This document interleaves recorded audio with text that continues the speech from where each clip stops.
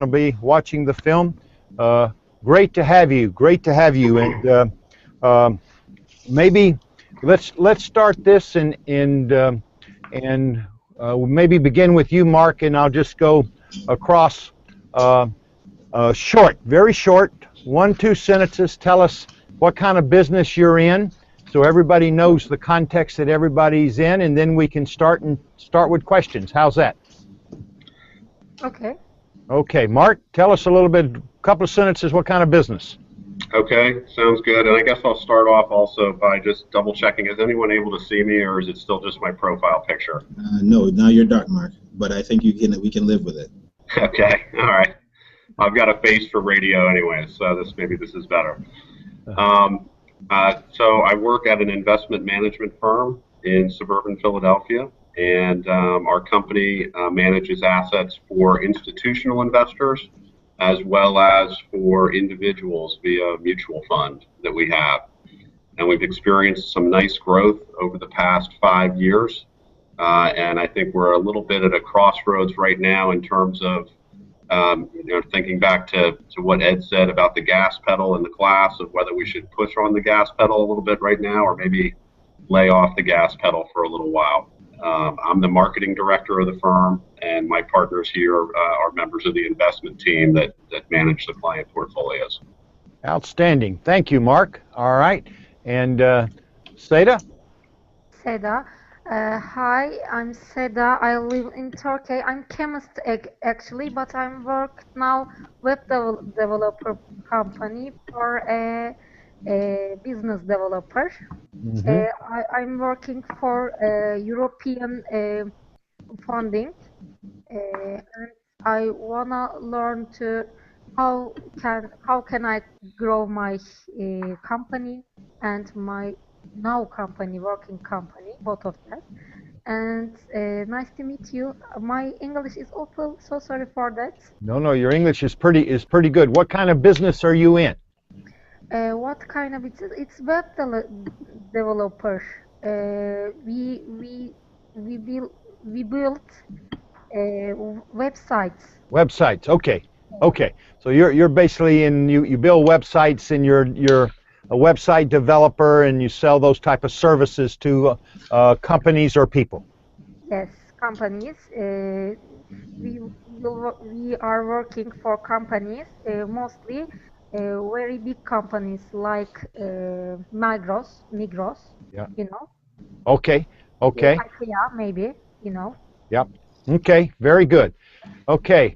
Akua? Great. Hi, everybody. I'm Aqua Walters. I'm a tech entrepreneur out here in the Caribbean. I'm stationed in Jamaica, and I principally focus on logistics. I've been in that field for about 2 years now. It's a great sector, and we're growing. Thank you. Okay, it's outstanding. Tim? My name is Tim Schneider. I live here in Orlando, Florida, and have a aviation consultancy firm that I've been running for the past 12 years. Basically provide architectural design services and airport planning services, primarily for the international market. Kind of hit a plateau at this time, and taking the class to look at opportunities to grow further. Okay, all right, outstanding. And what I'll do now, if it's all right with everybody, I'll let you ask questions, and we can. I'll just let people speak up or raise their hand, or I can just start and go one by one. How would you like to do it? It is your hangout. You're the boss, Ed. Yeah, go one by one. One by one. All right. Well, Tim, since we've and I will get to everybody, and let's try and make everyone concise. So hopefully we can go through 2 rounds with everybody. Tim, first question's yours since you're up on the screen. Okay. Well, basically, I think I heard the question. Yeah. Right. As I mentioned, I'm currently in the process of really deciding on how to grow the business, and I really see it as basically 4 different alternatives. I mean, in order to grow the business, I could either be acquired by a larger firm. I'm currently in the process of speaking with a larger engineering firm of being potentially acquired by them. That would be a complete selling of the business. Another option would also be to form a joint venture with another smaller engineering firm so that I could provide the architectural services, they could provide engineering services, and basically expand services. Yeah. A third possibility would be to, just continue the way I'm going right now, which is basically I'm a one-person show, but I use a lot of consultants. Yes. It's very costly to the business. But in downtimes, at least I don't have that commitment to employees. Correct. All right. May I ask you a question? Sure. Generally, how big is the unserved market out there? I mean, how big is the need, and where in the world is that need for either new airports or bigger airports or your services? Well, right now the biggest market for us is the Middle East as well as in South America. Those are the largest sectors that we see in the aviation market. Okay, and people find you how? How do you market your services? Well, I do. I market through just networking at conferences and such. Right. But the majority of my clients are the same repeat clients. Gotcha. I work for a majority of larger engineering firms. Sure. And I contract out to them.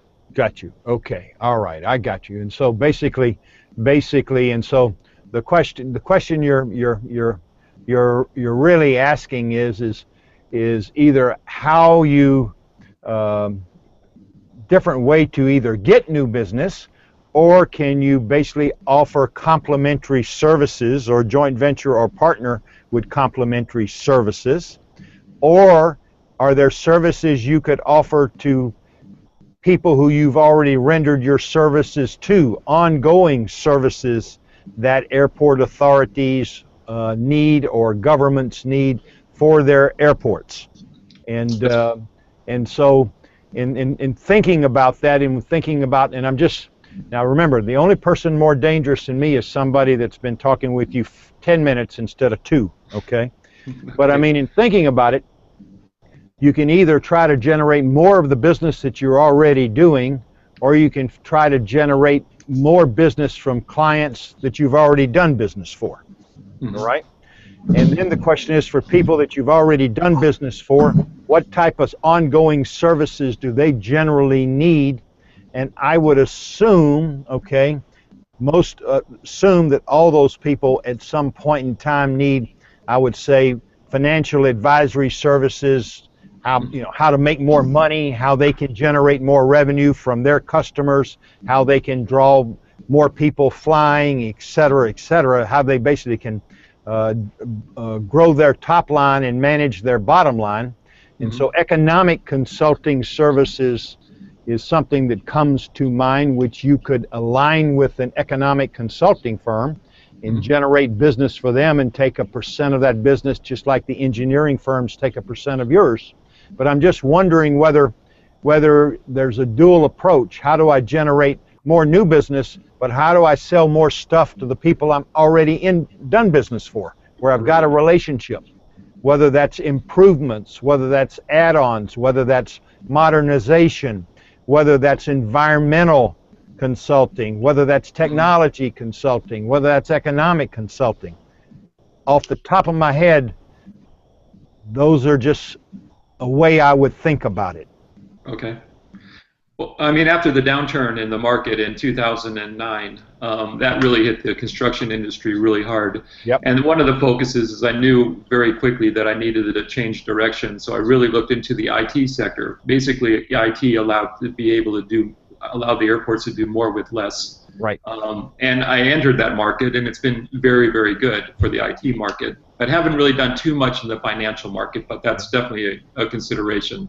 Yeah, and if you think about the IT market, that you can even expand that into for the airports vis-a-vis their customers in the mobile communications marketplace. All right, and how in effect they can the airport can generate more demand, more opportunities, whether it's commercial or whether it's wholesale, logistics type distribution.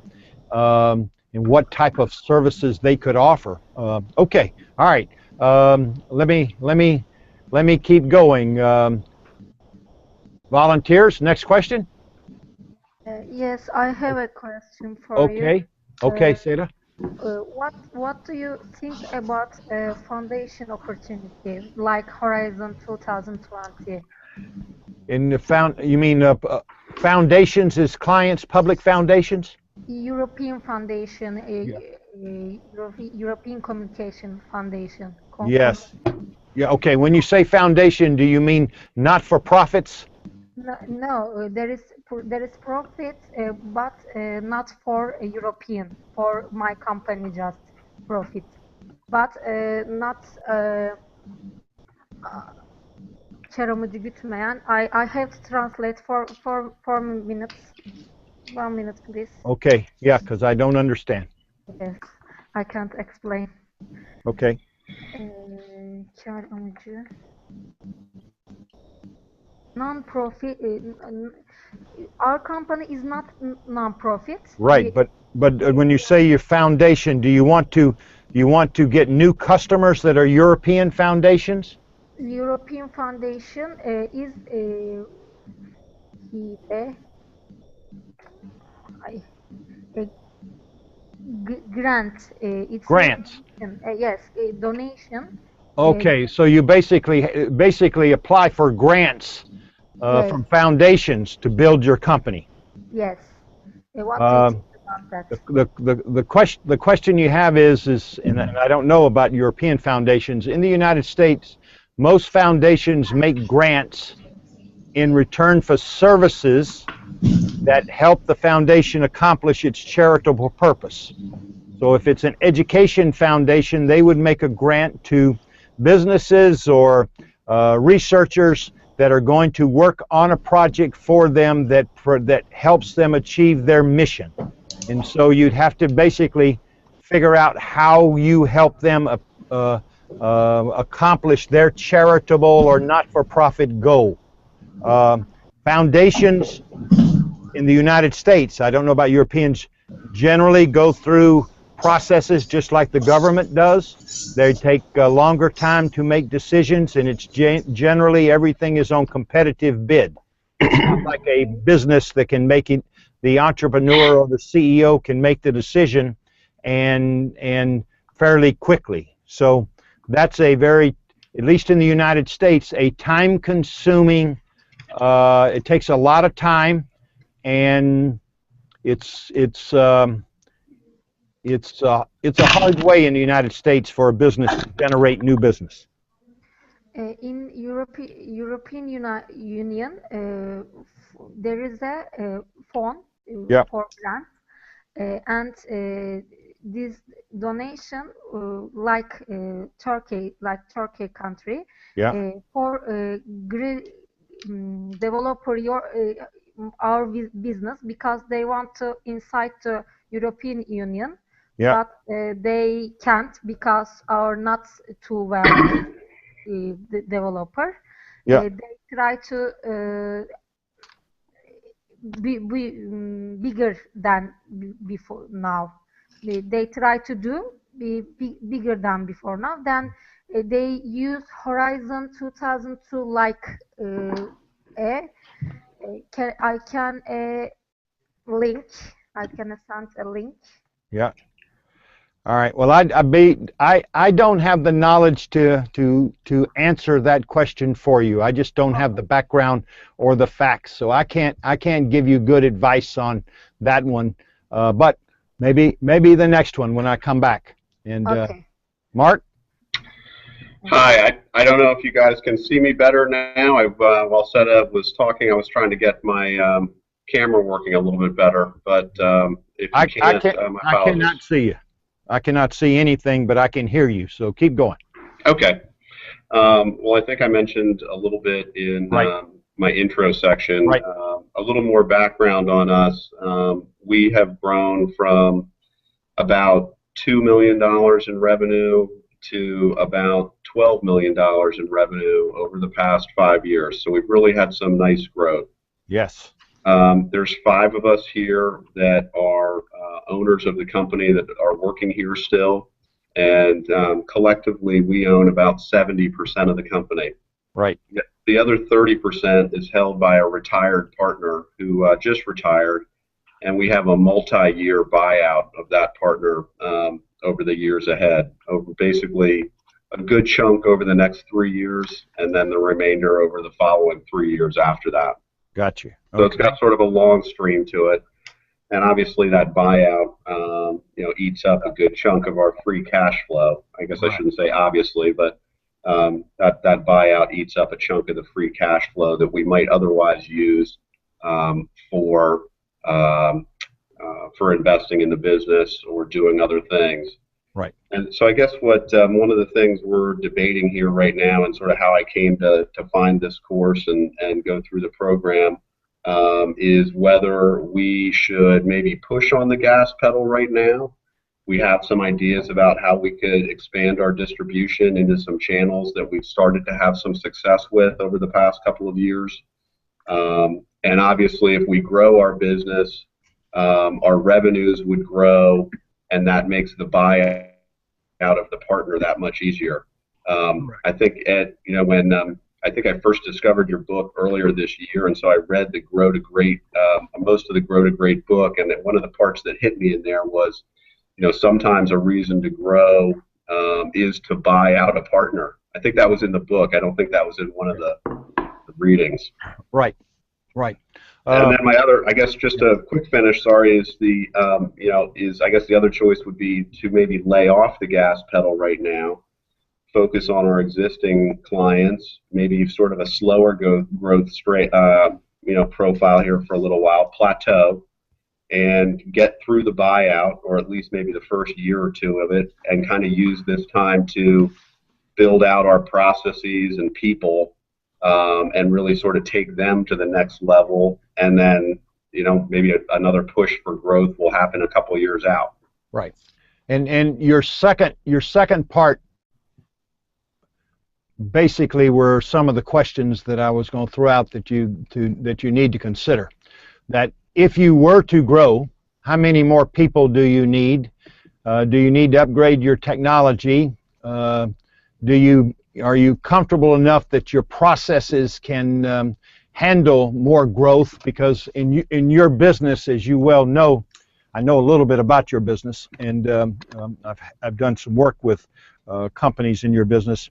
The process and customer service and customer engagement in being correct and on time and quality of the reports, et cetera, in addition to the investments, is so critical. And so businesses that I know that are in the same business that you're in have basically always paced growth and been very cautious and rigorous about making sure before they go for growth, they've got the people, processes, and controls in place that they can integrate that new client seamlessly and successfully without diminishing services to existing clients, but also making the onboarding process easy for the client, and since that new client is the next reference for the next new client. And so, so I've always seen people in your industry that are successful like you really pace it, and unlike most businesses, not basically catch up with people, processes, and controls after the business hits, but basically invest ahead of it in anticipation of it, and having the stuff in place before you actually onboard the client. You don't have to be that far ahead of it, but because you know what you're working on and you know the time frame with RFPs and all that kind of stuff. So I would be, I think there's a middle ground, and the middle ground between no growth and pushing down on the gas pedal. I think there's a middle ground of, if you will, prioritizing what you need in place to make sure the if you got a new client quickly, the integration was seamless and successful, and everyone's happy, whether that's people, technology upgrades, or more process, or more quality control, or more customer service. Making sure you got, you don't have to have everything, but the critical part, it's almost like merger integration in a company. You want it to be seamless and it to go well. Otherwise, existing clients are going to feel slighted and suffer, and the new client's not going to be happy, and you're basically in the type of business where high customer satisfaction is critical. I don't know if that helps, so I'm saying a middle ground. Okay, now that helps a lot, and I just want to say the class has been really fantastic from that standpoint, where I've felt like as I've gone through the different weeks and the different readings, I've had times where I felt like we should push harder on the gas pedal, and I've had other times where I felt like maybe we should be laying off on the gas pedal here. So it's really challenged me to sort of think through a couple different parts of the process, which I really appreciated. And I think what I'm saying, Mark, is that there's certain things you probably want to have in place before you push down, but you don't have to have everything in place before you push down. Yeah. Okay. Yeah, and I think sort of the thing that complicates this a little bit is the buyout of the retired partner. If we didn't have the expense of that, then we probably could push a little harder, but that's kind of a governor on the growth. Yeah, and quite frankly, that's probably not a bad thing, because it accomplishes a couple of purposes. It makes sure the growth is judicious, and it also is you got dedicated funding without incurring debt to basically buy out the partner. Right. Yep, that's right. Okay. All right. You're up, sir. Can you see me? Yep. You're muted. There you go. Okay. Your time. Thank you for your patience. Right. So I started my first startup a couple of years ago, and I got into logistics just over 2.5 years ago, and I exited my last startup, which was Ultra Logistics, and now I'm back in the logistics space with Errand Boy, my new company. We started delivering just last week, and what I'm finding is I'm having a real problem with pacing my growth, as you just said a second ago, where I'm experiencing phenomenal growth from idea to implementation, but being able to set up the processes and the team, because I always emphasize the team when I build a business. It's become a real problem for me, because now I'm really distracted between I'm growing the business, handling clients, and actually doing some of the deliveries myself. So I wondered if you could help me to prioritize where I need to focus on in order to pace that growth. Okay, all right. It's as we say in the business world, you have a high-class problem. Okay, and when you said Errand Boy, are you basically in country delivering packages for customers to their customers? Both. Delivering deliveries from small businesses to their customers, as well as from customers and people like yourself going out and doing your deliveries to somewhere else. Yeah. Okay, so you pick up from me or deliver to me. So both. Are you doing the deliveries by trucks or bicycle, or how, or both? Actually, three. So for small areas we use bicycles. A little larger areas we use bikes. Actually motorcycles, and in larger areas, obviously, we use trucks and cars. Okay. All right. And so you have as you said, for you to grow, you need more people. For you to need more people, you've got to basically have processes in place to monitor quality control. Correct. That people are at the right place at the right time, and also to monitor customer satisfaction, that people are treating customers right. And so anytime you've got to expand people, you need rigorous hiring processes. Indeed. All right, because most people, when they're growing a people business, find that they hire too quickly and fire too slowly. and that's part. The people part is what we'll focus on in part 2, which starts in January. But Right. the fact is that you really need rigorous hiring processes vis-a-vis in a profile of what is the type of person that you want representing your company out there, what type of backgrounds.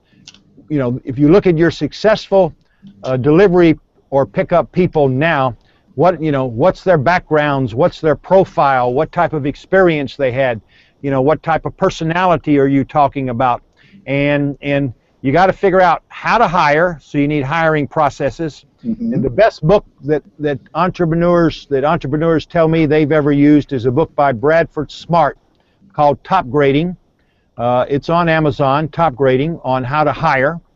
Then you need quality control processes. How do you know that your people are at the right place at the right time? And how do you know that the customer is happy?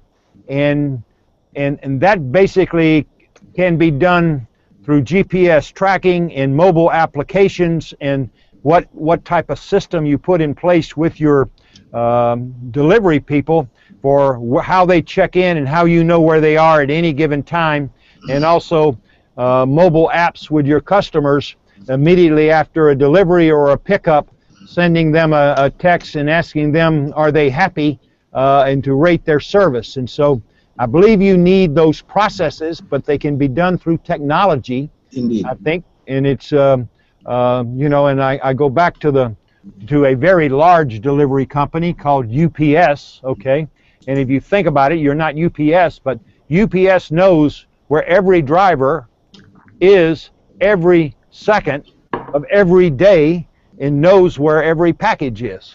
And so you can, with GPS on either the bike, the motorcycle, or the truck, you can do that, but then you need someone watching that and monitoring that in the corporate office besides you. Right. And then you need someone in the corporate office who will send out that mobile text to every customer. Right. Was it picked up on time? Was the driver courteous? Or please rate the service. And Right. And that can be done instantaneously. There are car services in the United States that are doing that now. When you rent a car service. So just to expand on my situation here in Jamaica as it is, in Jamaica and the Caribbean, it's very hard for startups to get capital to do certain things. And as a bootstrapping startup, that's kind of been the issue. Like I said, I do have experience in logistics, and Yeah. my very second company that I just exited, we actually looked at the Uber model that you're speaking about. Right, and that's kind of how my fascination with logistics grew. But the problems that we're facing now as errand boy is simply that we don't yet have the capital to put into technology development. So what I've been doing is I've been courting people. I've been courting what I like to call stars. To recruit them into my team in order to start contributing to my team just more than their expertise, their time, and possibly their network to kind of help finance the venture and give them equity in return. But it's been really tough, and that's kind of where I find myself. I find the company right now, we're not staggering. We're still growing greatly, but we do need the finance, we do need the money in order to invest in the technology to make the service as good as it can be. Yep. Well, I hear you, and there's no magic answer. A couple of ideas. If you think about, your business, what if you went to a technology company that has the, SaaS products, software as a service products that they could lease to you, and what if you basically made a deal with them and agreed to take care of their packages, and they take care of your technology. So in kind. In kind. The other thing is the SaaS model, where you don't have to make capital investments, but rent on a monthly basis a software for tracking and a software for GPS. I don't know in Jamaica, but in the United States I know that's not expensive because you don't have any capital cost. Right. You basically pay, and you can terminate the service any month you want, and then, you pay by the month, and you can do it by unit.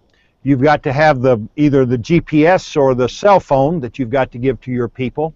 Right. But it seems to me, it would seem to me, as you go through the stress you're going through, you've got to make sure you got the processes to keep your current customers coming back in happy. Right. So quality control and processes, quality control, and we'll call it operational processes, are critical, and those basically have got to be mobile, off of your delivery people's phones, and on their bike, whether that's GPS or text or whatever, and figuring out who has the technology that you can rent on a monthly basis. Right. And I think that's the thing, you go there, and then to see, is there a technology company? And I think you're going to probably find there's not the magic person out there. You're going to iterate. You've been there and you've done it before. It's not easier the second time, but it's sort of like prioritizing. Keeping customers happy is number one. Cash flow is number two. Number three is getting the right people, and don't grow so fast that you blow yourself up. Right. We have the cash flow. Yeah. We need the people. Yeah. And then you got to basically put in processes to make sure you can find the right people, and then figure out, where that may be. What you may find is you may find students. Students are the best people to work part-time, that are the right personality and have the right, want to succeed. But Right. you gotta basically create a profile of who you want, recruit to it, figure out where you find that pool, and then also have your existing employees help in recruiting, because if they can recruit their friends and their friends work out and stay with you for X months, they get a bonus. So hiring incentives. Yes. Retainer. Okay, great. Yes. All right. Let me go back to Tim. Anything further you'd like to talk about, Tim? Well, I mentioned these different types of ways of growing the firm, whether that's through acquisition, a partnership, or just growing organically, saving up capital, and then going out and hiring people. Are there any other suggestions from you that I may be missing in terms of those three options? No, I mean, you either grow organically, or you grow through joint ventures or relationships, or you grow through acquisitions or selling yourself. I would say the other alternatives are what I mentioned before. If you look, I'm pretty sure it's in the slide deck. In the 4 ways to grow, I also basically talked about the organic growth progression. Mm-hmm. How companies generally grow, and you see there that companies expand geographically, which you've done, but then they get to the point of offering complementary services or complementary products to existing clients. You have over the years a list of companies, airport authorities, engineering firms, whatever, various clients, direct and indirect. What can you offer? How do you basically diversify your offerings so you're offering more to them after you have finished your first project, so that you're still there in some way? And you can either do that through clearly joint ventures or partnerships with firms. You don't have to add the people, mm-hmm. but that's a different conceptual model than how do I do joint ventures to go find new clients. Mm-hmm. What are the problems, the airports that you've designed 10 years ago, 5 years ago? What are the airport authority or the general managers, what are the problems that are keeping them awake today? What are their pressing problems that they need help that they'll pay for? Right. And if you can rekindle those relationships, talk to several of them. If there's a common problem, can you put together a solution for them by bringing in people that you partner with, but you don't lose control of it, that you can solve that service, you can solve that problem. And and most of them are probably having similar problems. So right. you go to the one that is the most pressing need that's not the obvious answer. And it's probably not technology, because technology, there's too many people doing that. What other problems are they having? Mm-hmm. And so I think that's the only thing I would add to suggest to you that you think about. Okay, well, thank you. And I thank you as well for all your help in this class. It's been an incredible class, and it really has helped me to think outside the box a bit. Cool. Glad you have enjoyed it. Glad. All right. Seda, back to you. Another question? Oh, she's muted. Yeah, I'm here. Okay. I was listening. Yeah, I don't have any question because I don't know how explain myself. Okay. Let's try. Our company, my work is decide to grow, and I enjoy to help them. And also there is experience for me because I wanna I wanna build my company. Yeah. And when I understand you said you must find something needed, and people, if you need that, you can sell for that. Yes. If Yes. I don't misunderstand. Yes. And if you don't something you don't need it, you can create that. I think. That's You're right. Am I right? You're right, and it's what I call the three W's. Okay, what do people really need? What need do they have, or what pain are they experiencing? So what is that compelling need which is going to compel somebody to overcome inertia and compel somebody to give money for solving that need? Lots of people have needs that they're not willing to pay for. All right? Because everybody wants to be happier. Everybody wants to make more money. Everybody wants this type of thing. So I think the critical thing is, what is a compelling need, or what we call in the business world pain point, which someone is having? Can you meet that need better than the competition? And then to grow a business, do a lot of people have that need? Is it scalable? So you're quite correct. You got to basically be a problem solver, and you got to solve problems that lots of people have, so you can solve the same problem over and over more efficiently and faster and better than the competition. I see. My question is here. Is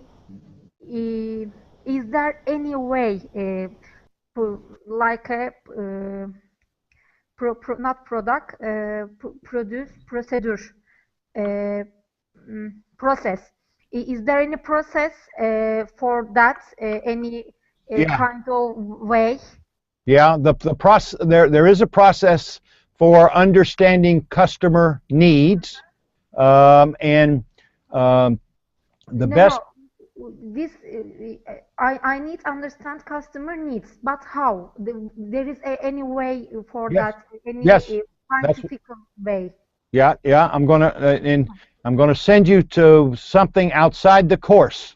Okay. The whole area of knowledge that's called, that basically designers use, calls design thinking.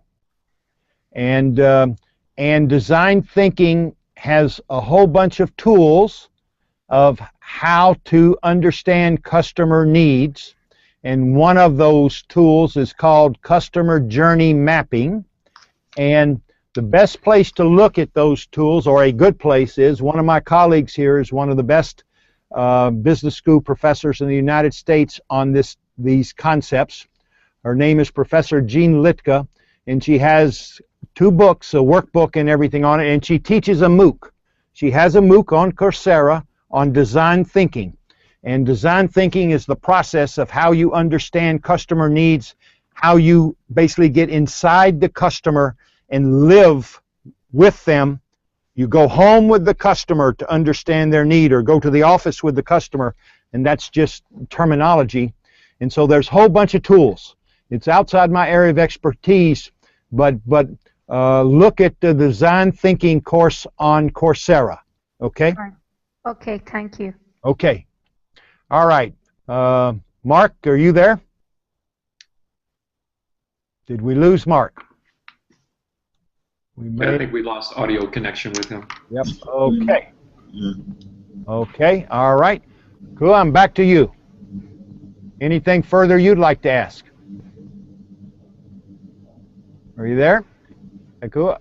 Oh, yes. Sorry about that. Right.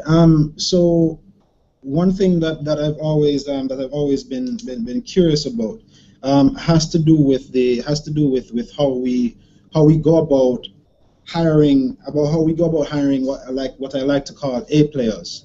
Yes. Right. Simply because I want to get more A players onto my team, and it's something, like I keep saying, that I'm very interested in doing.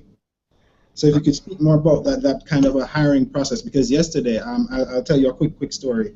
I went up to Mandeville. It's a remote part of Jamaica, to a college that I've only ever heard of, and I met this one particular guy. I'm wearing the shirt. It's called Syscon. I met this one particular student, and for all intents and purposes, he's the perfect employee. He's young.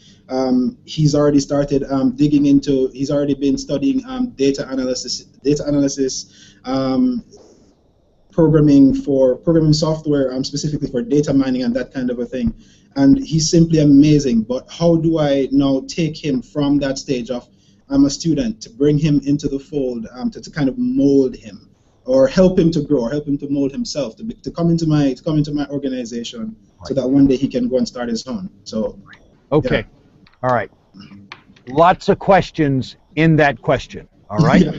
So first let's start in let me give you an approach. Notice that I'm not saying it's the only approach. All right. Hiring is part science and part art.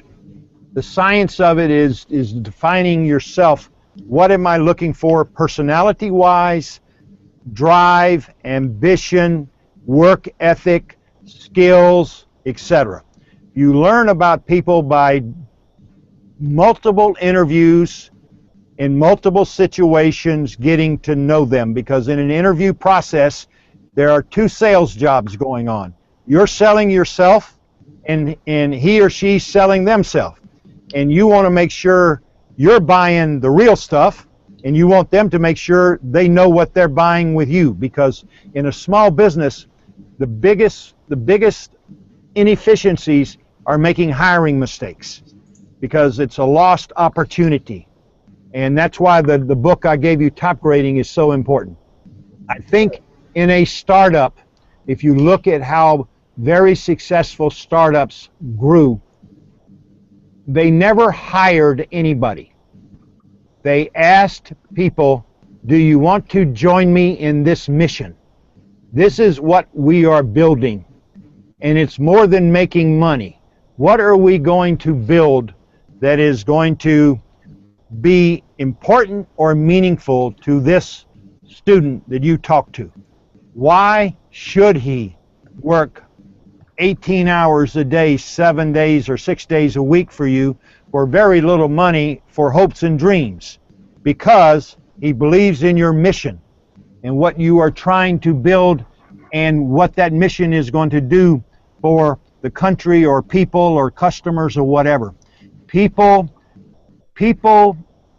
when you look at why people are high-performing employees, it is because they feel like they have some control over their destiny. They feel like it's an opportunity to grow, and people-wise, they are relating to people and learning from people, and they're affiliated with something meaningful. It's more than money. Great companies are built for purposes other or in addition to making money. Money is the result of accomplishing other purposes. And so it's finding people that fit your mission and buy into that. It's an emotional and it's a skill based. If you And the thing about it is, what you want is somebody that is willing to learn, because things are going to change every day in your company, Right. and they've got to be willing to learn and take feedback and seek feedback and say, I'm going to make mistakes, but I'm going to not make the same mistake twice. And they've got to basically have that attitude that, you know, bring it on. And they've got to feel like you care about them as a person and not just as a cog in the wheel, that they're more to you, though your employees are more to you than just a means to make money. And so it's the whole culture you build. What is this culture and the tenets of a high performance organization? And if you look in the, you know, the cases, every company has a unique culture because it all comes from the founder. But you've got to have that story together that you use in talking to people, because people will come to work for you. It's much more than money. All right? And so that's part of it. And then how do you know what you're buying? How do you check this person out? You know, if you're interviewing this person, you know, maybe you want to go see him in his apartment or his home or his in dormitory. What does it look like? Is he organized? How does he relate with his roommates or brothers or sisters? You want to get as much data as you can about this person before you hire him, because you don't have the luxury of hiring 10 people and firing 9 people and then hiring 9 more. True enough. True enough. And so it's you've got to work through, and you got to have yourself a checklist, what you call values, skills, attitudes. You got to make up your checklist and grade everybody. It can't just be gut feel. Great. Thank you so much, bro. Yep. Now, other people, let's see, did Mark come back on? Mark, are you there? Okay, well, we've got basically only about 5 more minutes before the studio's needed elsewhere. I don't know if we have time for another set of questions or not. Let me ask Catherine, do you have any questions from any of the students that have come in, tweet or on the website, Catherine? Yes, we have a question, and this has come up before, and it's sort of broad, but I think you could probably have a lot to say. It's on this idea of, or the notion of sort of fighting the urge to take on investors Yes. to fund your growth. Yes. And so when you're planning and you're pacing, but you're seeing these big bad competitors out there, Yes. and so you have this urge to, we've got to get there faster. Yes. Yes. That's a good question. There's pros and cons to bringing on investors. The pros are you get money. The cons are it's not your money, and you just took on a partner. And people who give you money want results, and they want results generally always faster than you're able to deliver. And then you have to basically spend time managing them. And ultimately 3, ultimately they're going to want to make money on their money, and you're going to have to buy them out or sell your company. So investors, there are benefits to having investors, and there's also negatives to having investors. It's not all good, and you have to decide yourself, because an investor, once you take their money, is no longer just an investor. They're a partner, and in many cases, they become like your boss. And some entrepreneurs have a tough time and don't enjoy having to spend time talking to investors and having discussions with investors about business activities, or having discussions with investors about how fast they should be growing. And so you give up some of your control of your destiny, and that's the trade-off, and everyone makes their own decision. There's no such thing as a passive investor. All investors are active. Some are just more active than others. And so I would say approach it cautiously and with your eyes open, and understand that no matter if someone says, I'm patient, I don't want my money back for 5 years, I've heard that basically for over 30 years Right. in the business world, and I've never ever had that be the reality. Okay? If I may, Professor, for 1 second. Yes. Right. Just some experiences that I've had with raising capital. It's very interesting that that question came up because in closing, you and your investor are entering into a relationship where you really and truly have to. It's like getting into bed. It's like a marriage. You have to vet each other. It's kind of like you're hiring somebody, like the professor said earlier. You have to ensure that you don't take what I like to call dumb money, which is essentially you're taking capital for the sake of getting capital. Right. You have to really and truly look at your investor and look at what else they're bringing to the table. Are they bringing a network? Are they actually going to be giving you 5 hours, whether it be 5 hours a month or 10 hours a month, to help you to grow your business, open doors? So if you're taking money just for the sake of taking money, then you may not necessarily end up with the result you were looking for to begin with, because like the professor said, you are getting another partner in your business. Yeah, that's very good, and you made a good point, a very good point. Money is fungible. If you're going to take money, make sure you're getting something else, new customers, new relationships, something, a network. That is a very, very good point. And thanks to everybody for participating today. Thank you for attending the course and your engagement. I wish everyone safe, healthy, and meaningful journeys on your growth journey. And until next time, be well and be good. Take care, everybody. Thank you very much. We look forward to part 2. Take care, everybody. Thank you.